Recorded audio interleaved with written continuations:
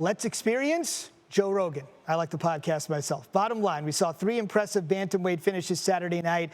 How do you see that division playing out, Joe? It's hard to call. There's so many contenders, but I think if I looked at all the impressive performances tonight, I'd say number 1 would be Aljamain Sterling. I think the fact that Sandhagen coming into this fight was so highly touted, and Aljamain was absolutely flawless, dominated every second of the fight, got his game online, cranked out a spectacular submission victory. I mean, I would say that Aljamain was the most impressive, but so much impressive talent in this bantamweight division. You saw Sugar Sean O'Malley emerge as a top contender. You saw Cody Garbrandt get back on track with a spectacular one-punch knockout of the incredibly durable Rafael Assunção. It was an amazing night. Last thing for you, you used the word impressive there a couple times. Good adjective to describe, of course, Amanda Nunes. You were right there, cage side.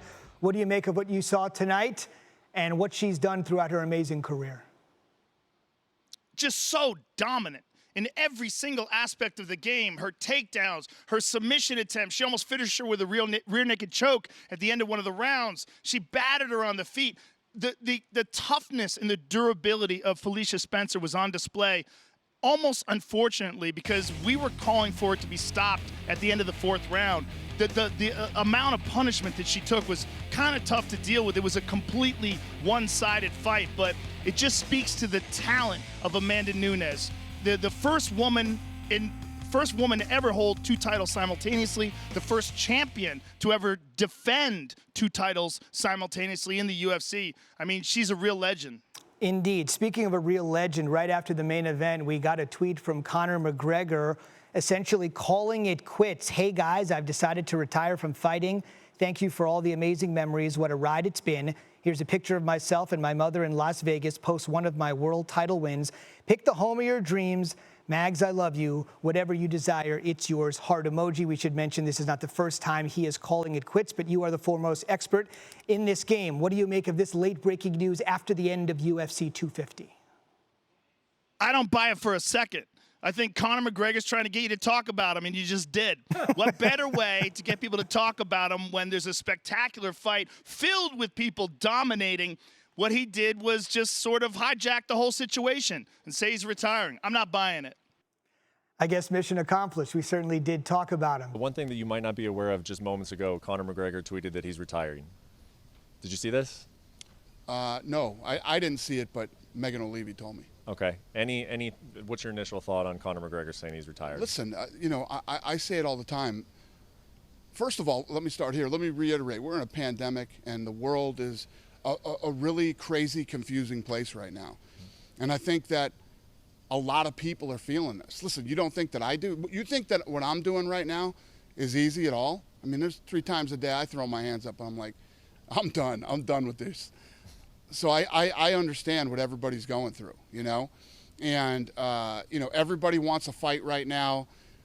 You just said it yourself. We can't move around. We can't go to different arenas. There's a lot of things we can't do.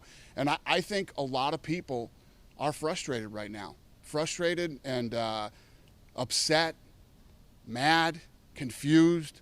Mm-hmm. I think that the world is very emotional, a very emotional place right now. Yeah. And nothing surprises me right now. Nothing surprises me. People have been locked up in their house for 3.5 months. People are walking around wearing masks. There's protesting, there's rioting. There's a lot of craziness going on right now.